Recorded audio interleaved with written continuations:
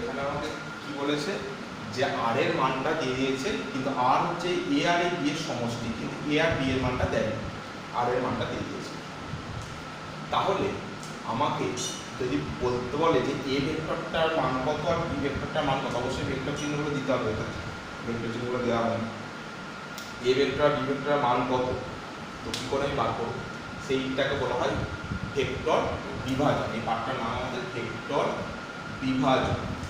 Vector বিভাজন কিভাবে ভেক্টরটা ভাঙবো, আর এরটা দিয়ে যে আগেরটা সংযোজন ছিল, আর যেটা বার করেছিলাম এ আর বি দেওয়া ছিল, আর বার করতে একটা ভেক্টরের সংযোজন হলো, মানে এ আর বিটা থেকে লব্ধি ভেক্টরটা বার করেছি, এখানে লব্ধি ভেক্টরটা দেওয়া আছে, সেখান থেকে এ আর বিটা বার করতে হবে, ভেক্টরের বিভাজন করতে হবে।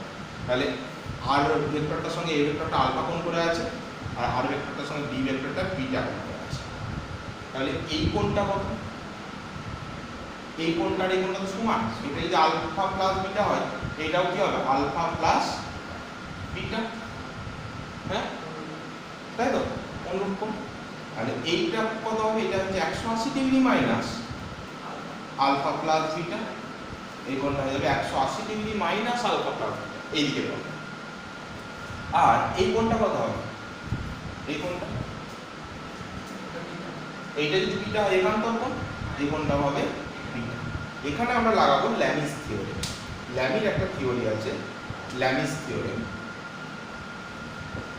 ল্যামিস থিওরেম, ল্যামিস থিওরেম কি বলছে, কেন ল্যামি বলছে কোনো একটা ত্রিভুজে, এই ত্রিভুজটার নাম দিলাম একটা, হ্যাঁ পি কিউ আর এস, বলছে কোনো একটা ত্রিভুজে যদি তিনটে কোণ জানা থাকে, তাহলে যদি এরকম হয়, আমার ধর এটা একটা ত্রিভুজ, এর এই কোণ এটা হচ্ছে এ বি সি, এই কোণটা বি, বলছে কোনো একটা যদি তিনটে কোণ জানা থাকে, বলছে তাহলে কোনো একটা বাহু, মানে ধর এবি বাহুটা এবি, আর তার বিপরীত কোণের সাইন, এবি বাহুটার বিপরীত কোণ কোনটা, সি কোণটা, তাহলে সাইন সি, কোন একটা বাহু বাই তার বিপরীত কোণের সাইন সমান অপর বাহুটা, মানে ধর বিসিটা, তার বিপরীত কোণের সাইন মানে কি হবে, BC by sine A, sine A সমান অপর যে বাহুটা আছে এসি বাই তার বিপরীত কোণ মানে সাইন বি হবে। এটা ল্যামিস থিওরেম। তাহলে এখানে যদি আমি ল্যামিস থিওরেম লাগাই, এখানে কি হবে, এখানে PQ বাই কত হবে, PQ বাই কত হবে, PQ বাহুটার বিপরীত কোণ কোনটা, এই ত্রিভুজটা নিচ্ছি, PQR ত্রিভুজটা নিচ্ছি, ত্রিভুজ PQR থেকে পাই, PQR ত্রিভুজটার PQ বাহুটার বিপরীত কোণ কোনটা, এই PQ বাহুটা সাইন বিটা, সাইন বিটা সমান QR বাহুটা নিচ্ছি, QR বাই সাইন কত হবে, এর বিপরীত কোণ সাইন আলফা সমান পরে আছে কি PR বাহুটা নিচ্ছি, PR by sine 180 degree minus alpha plus, ঠিক আছে, এটা আমার বেরোচ্ছে ল্যামিস থিওরেম থেকে। তাহলে এইটা সমান হয়ে যাচ্ছে PQ বাই সাইন বিটা সমান QR বাই সাইন আলফা সমান PR বাই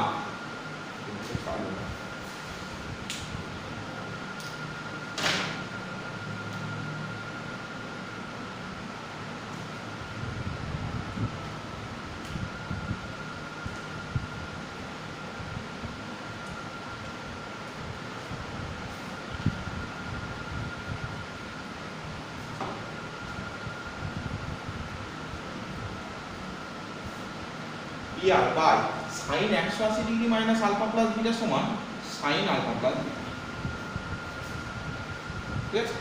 এটা কি করা হয়, এটা তোদের অংশ কোণে আছে, তোরা ক্লাস 10-এ পড়েছিস, সাইন 90 ডিগ্রি মাইনাস থিটা যদি হয় তাহলে cos থিটা হবে, আর এটা sine 180 degree minus alpha plus theta, তো এটার সূত্র হচ্ছে সাইন 180 ডিগ্রি মাইনাস থিটা সমান সাইন, ঠিক আছে, এটা সূত্র, এটা অঙ্কে শিখে যাবে, ঠিক আছে, সাইন আলফা প্লাস বিটা ইয়ার। এখন টাইম থাকলে পড়া দিতে, এখন আর অত ডিটেকশন যাচ্ছে না, এটা এই অবস্থায় পড়াটা দিব কীভাবে আসে, ঠিক আছে। তাহলে এখন এইটা সমান এটা, আমি এইটা সমান এটা নিচ্ছি, ঠিক আছে, এটা সমান এটা নিচ্ছি, এখানে হচ্ছে যে তাহলে কি পি কিউ বাই কত পেয়েছি সাইন বিটা সমান P R by sine alpha plus beta. এটা পেয়েছি তো? পি কিউ এর মান কত বলছো?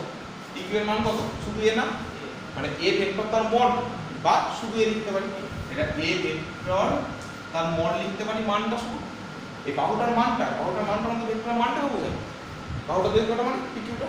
তাহলে এ ভেক্টর তার মড, এটাকে এত থাকি না করে না লিখে আমরা কি লিখি শুধু এ লিখি।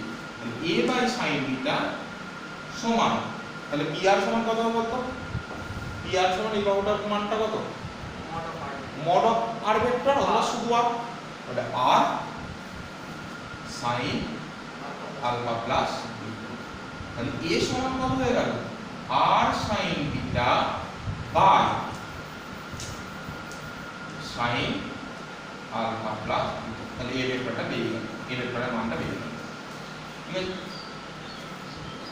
মানে কি আটটা জানতাম সেখান থেকে এটাই বার করতে পারলাম, R sine beta by sine alpha plus beta. এবার যদি বিটা বার করতে হয় তখন এইটার সঙ্গে এইটা নেব, এটা নিলে কি আসবে? আর সাইন এটা যদি নিই তাহলে আসছে আমার এখানটা কি আছে? এটা Q R by sine alpha সমান P R by sine alpha plus. তাহলে পি আর এর মান কত? কিউ আর এর মান হচ্ছে শুধু বি বাই সাইন আলফা সমান পি আর কত? P R R by sine alpha plus beta. তাহলে বি সমান কত বেরিয়ে গেল? আর sine alpha by sine alpha plus beta. এটা গেল বি এর মান। তাহলে এটা মনে রাখার সুবিধা কি? কি করে আমরা মনে রাখবো? এ ভেক্টরটা সমান কত হবে না, এ ভেক্টর সমান হবে আর, মানে লব্ধি ভেক্টরটা আর হবে সাইন বিটা। দেখ এটা বার করছি কিন্তু কার অ্যাঙ্গেলটা হচ্ছে অন্য ভেক্টরটার সঙ্গে যে কোণটা করছে সেই বিটা, আর সাইন বিটা বাই সাইন দুজনের মোটটা আলফা প্লাস বিটা অ্যাঙ্গেল। এটা কি হবে? বিটা। তাহলে বিটা যখন আমাকে দিয়ে দেবে এই বিটা কার সঙ্গে কোণ করেছে না, আর হবে সাইন আলফা হবে, কারণ অন্য ভেক্টরের সঙ্গে কোণটা দিতে হবে, R sine alpha by sine alpha plus. এইভাবে পুরো ভেক্টরটাকে বার করতে হবে। এরপর এখান থেকে যে একটা কেস আছে সেটা হচ্ছে লম্ব উপাংশ ভেক্টর বিভাজন। লম্ব উপাংশ ভেক্টর বিভাজন সেটা না বলছি যে এই আর ভেক্টরটা, এই ধর এটা একটা আর ভেক্টর, এই আর ভেক্টরটাকে যদি আমি লম্বভাবে ভাঙতে পারি, মানে এই দিকে একটা ভাঙলাম, এই দিকে একটা ভাঙলাম, ঠিক আছে, মানে দুটো ভেক্টরে বিভাজিত করছে আর ভেক্টরটাকে যারা পরস্পর লম্ব। এটা আর ভেক্টর, এটা ধর এ ভেক্টরটা, এটা বি ভেক্টর। তাই আর ভেক্টরটাকে দুটো এমন ভেক্টরে ভাঙবো যারা পরস্পর লম্ব, মানে এ আর বি পরস্পর যদি লম্ব হয় তাহলে কি হবে? আর ভেক্টরটার সঙ্গে এ কোণটা ধর থিটা কোণে ভেঙেছে, তাহলে এইটা কত হবে? এটা 90 ডিগ্রি মাইনাস থিটা হয়ে যাবে, তাই তো? তাহলে এখানে এ আর বি এর মান কত হবে না, এ ভেক্টর সমান তাহলে আমার সূত্র কি না, আর সাইন অন্য ভেক্টরের কোণ, আর সাইন অন্য ভেক্টরের কোণ বলতে এইটা 90 মাইনাস থিটা, বি এর সঙ্গে কোণ নিতে হবে, R sine 90 degree minus theta by এই আর বাই সাইন মোট কোণটা, সাইন মোট কোণটা কত? এদের মোট কোণটা কত? 90 ডিগ্রি না, হ্যাঁ, এদের মোট কোণটা হচ্ছে 90 ডিগ্রি, সাইন 90। তাহলে হয়ে গেল আর সাইন 90 ডিগ্রি মাইনাস থিটা মানে cos থিটা, আর cos থিটা বাই সাইন 90 মানে কত? 1, মানে শুধু হয়ে গেল আর cos থিটা। এই ভেক্টর সমান হয়ে গেল আর cos থিটা।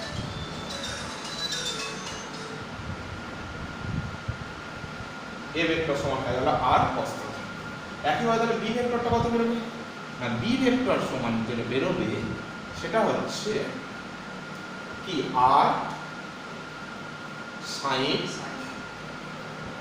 কার বি ভেক্টরের বার করছি, বি ভেক্টরটা বার করছি, মানে অন্য ভেক্টরের কোণটা, মানে সাইন শুধু থিটা, তাই তো? আর সাইন থিটা বাই সাইন দুজনের মোট কোণটা, মানে মোট কোণটা কত? 90 ডিগ্রি, দুজনের মধ্যে মোট কোণটা কত? 90 ডিগ্রি, তাই মানে হয়ে গেল শুধু কি বি ভেক্টরের মান কত, শুধুমাত্র বি ভেক্টর না, বি ভেক্টরের মানটা, এ ভেক্টরের মানটা এগুলো মানে শুধু এই গেল, আর এটা শুধু বি। বি কত হচ্ছে তাহলে? আর সাইন থিটা হয় sin 90 মানে 1, তাহলে b এর মান বেরিয়ে গেল কত r sin θ আর a এর মান বের হলো r cos θ। তার মানে দেখ কোন একটা ভেক্টর r যদি থাকে তার সঙ্গে থিটা কোণ করে যে ভেক্টরটা ভাঙবে তার মান হবে কত, তার মান কত হবে না r cos θ, আর তার সঙ্গে লম্বভাবে যেটা থাকবে সেটা হয়ে যাবে r sin θ। তাহলে বুঝতে পেরেছিস, এটা বলে লম্ব উপাংশ ভেক্টর বলে। তাহলে এখানে আমরা একটা পর যে আমি যদি তোকে একটা এরকম ভেক্টর দিয়ে দিই তাহলে এর এই দিকে ভেক্টরটা কমন হবে।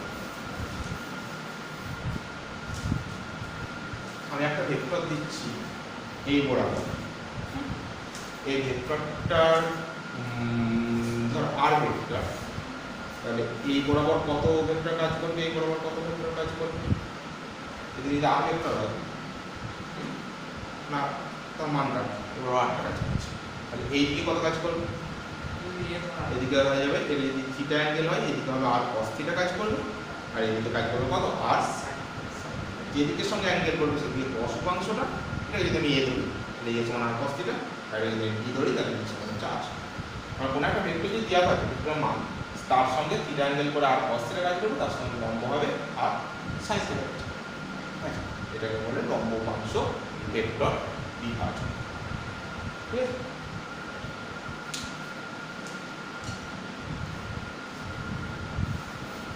এরপরে যেটা করবো সেটা হচ্ছে বহুভুজ। তো এখান পর্যন্ত আমরা যেটুকু জানলাম সেটুকু হচ্ছে সব কি, যে দুটো ভেক্টর থাকে তার লব্ধি বার করা। যদি একাধিক ভেক্টর থাকে, ধর 3টে ভেক্টর আছে বা 4টে ভেক্টর আছে, ধর এই বিন্দুটাতে কাজ করছে এ একটা ভেক্টর এ, এ একটা ভেক্টর বি, এ একটা ভেক্টর সি, ধর 3টে ভেক্টর দিয়ে 3টে ভেক্টর এদের লব্ধি করে বার করে যেতে পারে। এই দুটো লব্ধি করে বার করলে মাঝ বরাবর দেখা হবে, তার সঙ্গে এটা আবার দুটো ইয়ে করা যেতে পারে। কিন্তু একবারে যদি 3টে করতে যাই তখন কি করবো, বা 3টে হতে পারে, 4টে হতে পারে, 5টা হতে পারে, মানে 2 এর বেশি হলে কীভাবে করবো বলছে একই বিন্দুতে ক্রিয়াশীল থাকে যে ভেক্টরগুলোকে আমাকে একটা বহুভুজে প্রকাশ করতে হবে, মানে আর অভিমুখে। তাহলে এই ভেক্টরটাকে দেখ আমি প্রকাশ করছি এইভাবে, এর যা মান তাই মানে নিয়েছি, আর যে অভিমুখে সেই অভিমুখে নিয়েছি। তাহলে এই ভেক্টরটা যদি এ হয় এটাও এ ভেক্টর হয়ে যাবে, কারণ এই দুটো কি সমান ভেক্টর, সমান ভেক্টর সংজ্ঞাতেই ছিল যে দুটো ভেক্টরের মান আর অভিমুখ সমান সেটা সমান ভেক্টর। তাহলে এ এর যেদিকে অভিমুখ এরও সেদিকে অভিমুখ নিয়েছি, এ যা মান এরও তাই মান, তার মানে এই ভেক্টরটাও এ ভেক্টরই হবে। এ ভেক্টরের সঙ্গে থিটা কোণ করে বি ভেক্টরটা কাজ করছে। তো এ ভেক্টরটার সঙ্গে থিটা কোণ মানে কোন দিকের সঙ্গে কোণ, এই দিকের সঙ্গে নয়, এরকম বাড়িয়ে কোণ বলেছি তাই তো। তাহলে এর সঙ্গে থিটা কোণ করলে এই দিকে কাজ করছে, থিটা বি ভেক্টরটা কাজ করছে। তাই এটাও বি ভেক্টর কেন হবে না, এর যা মান এবার তাই মান নিচে ছোট করতে হবে, তাই মান নিয়েছি। এর দেখ যেটা অভিমুখ এর দেখ সেই অভিমুখ সমান করা হবে, তাহলে অভিমুখও এক মানও সেম। তাহলে এইটা যদি বি ভেক্টর হয় এটা বি ভেক্টর হবে। বি এর সঙ্গে বিটাকে কিভাবে বাড়ো, বি এর সঙ্গে কি ধর যে কোণ করা আছে সেটা হচ্ছে ফাই কোণ। তাহলে সি ভেক্টরটা আঁকার জন্য এর সঙ্গে ফাই কোণ করে নিয়ে যেতে হবে আমার।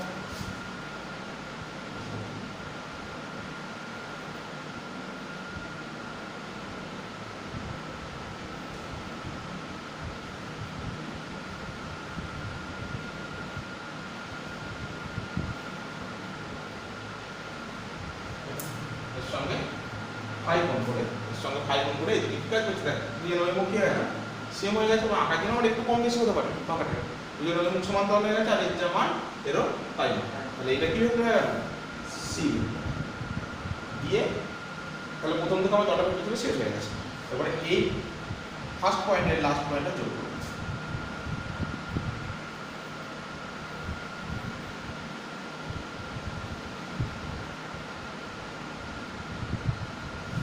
এইটা হয়ে যাবে লব্ধি,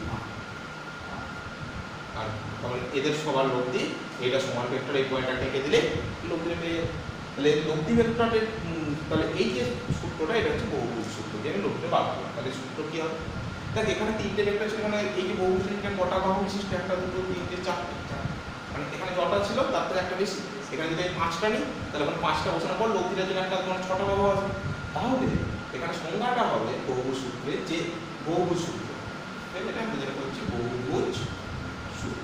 বহুভুজ সূত্রের সংজ্ঞাটা হলে কি হবে, বলছে একই বিন্দুতে ক্রিয়াশীল n সংখ্যক ভেক্টর, আমি জানি না কত, 3টে হতে পারে, 4টে হতে পারে, 5টে হতে পারে, n সংখ্যক, একই বিন্দুতে ক্রিয়াশীল n সংখ্যক ভেক্টরকে কোনো একটা বহুভুজে কোন এক n+1 সংখ্যক বাহু বিশিষ্ট কোন একটা বহুভুজে, কারণ nটা ভেক্টর বলেছে তাহলে একটা বেশি হতে হবে বাহুটা, n+1 সংখ্যক বাহু বিশিষ্ট বহুভুজে ক্রমানুসারে গৃহীত nটি বাহু দ্বারা না ক্রমানুসারে আগে এগুলো হ্যাঁ তাহলে যে কোন একটা বিন্দুতে ক্রিয়াশীল n সংখ্যক ভেক্টরকে n+1 সংখ্যক বাহু বিশিষ্ট বহুভুজে n সংখ্যক বাহু দ্বারা ক্রমানুসারে গৃহীত n সংখ্যক বাহু দ্বারা মানে এবং অভিমুখে প্রকাশ করলে বিপরীত ক্রমে গৃহীত n+1 তম বাহু লব্ধি ভেক্টরকে মানে এবং অভিমুখে প্রকাশ করে। লিখে দিচ্ছি তাহলে যে n সংখ্যক বাহু, n সংখ্যক কোন একটা বিন্দুতে ক্রিয়াশীল n সংখ্যক, কোন বিন্দুতে ক্রিয়াশীল, কোন বিন্দুতে ক্রিয়াশীল n সংখ্যক ভেক্টরকে n+1 সংখ্যক বাহু বিশিষ্ট বহুভুজে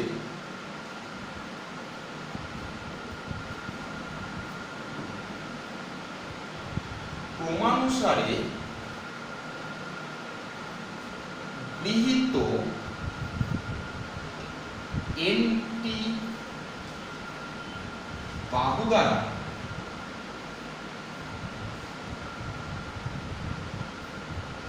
n সংখ্যক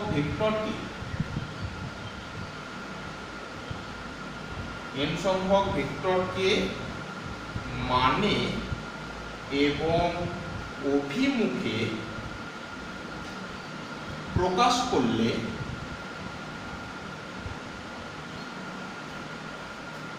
বিপরীত ক্রমে গৃহীত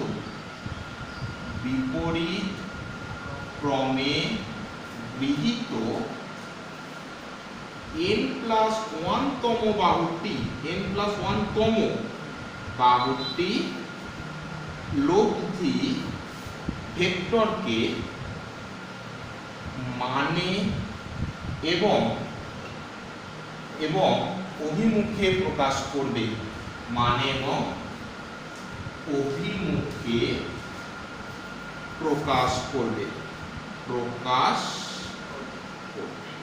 এটি হচ্ছে বহুভুজ সূত্র, যে কোনো বিন্দুতে ক্রিয়াশীল n সংখ্যক ভেক্টরকে n+1 সংখ্যক বাহু বিশিষ্ট বহুভুজের ক্রমানুসারে গৃহীত nটি বাহু দ্বারা n সংখ্যক ভেক্টরকে মানে এবং অভিমুখে প্রকাশ করলে বিপরীত ক্রমে গৃহীত n+1 তম বাহুটি লব্ধি ভেক্টরকে মানে এবং অভিমুখে প্রকাশ করবে। দেখো এগুলো সব ক্রমানুসারে গৃহীত হয়েছে একই ক্রম, কিন্তু এটা কি হয়েছে, এটা একই ক্রমে হলে এইদিকে হচ্ছিল না, একই ক্রমে গিয়ে যদি আসতাম এইদিকে হতো, একই ক্রমে পরিণত লব্ধিটা কি বিপরীত ক্রমে গৃহীত, তাই তো? এটা গেল আমার বহুভুজ সূত্র। তাহলে বহুভুজ সূত্র আর একটা মান কত হবে, এর জন্য প্রথমে আমি এই লাইনটা যোগ করছি, এখান থেকে এটা যোগ করলাম, হ্যাঁ এটা যোগ করে এই যে ভেক্টরটা পেলাম এটাকে আমি r1 ভেক্টর করব। তাহলে এখানে যে ত্রিভুজ সূত্র লাগাই, দেখো এখানে ত্রিভুজ সূত্র পড়ে গেছে, এইটা একই ক্রমে, এইটা বিপরীত ক্রমে করে দিয়েছি। তাহলে এখানে r1 ভেক্টর সমান কত হবে, r1 ভেক্টর সমান কত হবে, এই r1 ভেক্টরটা a vector plus b vector, আর এটা একটা ত্রিভুজ হয়ে গেছে, এইটা একই ক্রমে আর এটা বিপরীত ক্রমে। তাহলে r1 ভেক্টর সমান a vector plus b vector. আবার দেখ এইটা একটা ত্রিভুজ, এটাও দেখ এইটা একই ক্রমে, এটা বিপরীত ক্রমে, তার লব্ধি কোনটা, এই ত্রিভুজটার লব্ধি কোনটা, rটা, তাই তো? কারণ এইটা আর এটা একই ক্রমে, বিপরীত ক্রমেটা লব্ধি, এইটা আর এটা একই ক্রমে, আর এইটা হয়ে গেছে বিপরীত ক্রমে, তো বিপরীত ক্রমেটা লব্ধি। তাহলে এখানে লব্ধি হচ্ছে r ভেক্টর, r ভেক্টর সমান কত হচ্ছে তাহলে r1 vector plus c vector, আর r1 ভেক্টরের মান আমার বার করাই আছে, ওখানে বসিয়ে দিলাম। তাহলে r ভেক্টর সমান কত হয়ে গেল, a vector plus b vector plus c vector. তাহলে কিন্তু এর সমস্যাটা হচ্ছে এর এই মোড অফ r এর কোনো সূত্র নেই, কিন্তু সূত্র নাই থাক আমার এবিসি ভেক্টরটা জানলেই আমার তো তিনটে ভেক্টর করে দিলেই তো আমি তো আই ক্যাপ জি ক্যাপ থেকে দিয়ে ফর্মটা পেয়ে যাবো। এ ভেক্টরটা বি ভেক্টর সি ভেক্টর মানটা বসে দিই, দিয়ে তার মড অফ আর বার করবো না, রুট ওভার অফ ওই x square plus y square plus z square সূত্র বসে দেবো, খালি বেরিয়ে যাবে। ঠিক আছে, এটা হলো আমাদের বহু সূত্র। বহু সূত্র বললে এই সংজ্ঞাটা লিখতে হবে, এই ছবিটা আঁকতে হবে, এইটা দিয়ে এরকম করে দেখিয়ে দিতে হবে। ঠিক আছে, এবারে কেউ 3টে দিয়ে করতে পারে, কেউ 4টে দিয়ে করতে পারে, 5টা, কারণ এন সংখ্যক হতে পারে, যটা খুশি হতে পারে। ঠিক আছে, এন একটি বিন্দু কি আছে, এন সংখ্যক ভেক্টরকে n + 1 সংখ্যক বাহু বিশিষ্ট বহুভুজে ক্রমানুসারে ডিতে n টি বাহু দ্বারা n সংখ্যক ভেক্টরকে মানে এবং অনুমিত প্রকাশ করলে যে n + 1 তম বিপরীত ক্রম ডিতে n + 1 তম বাহুটি লঘু ভেক্টরকে মানে এবং অনুমিত প্রকাশ করে।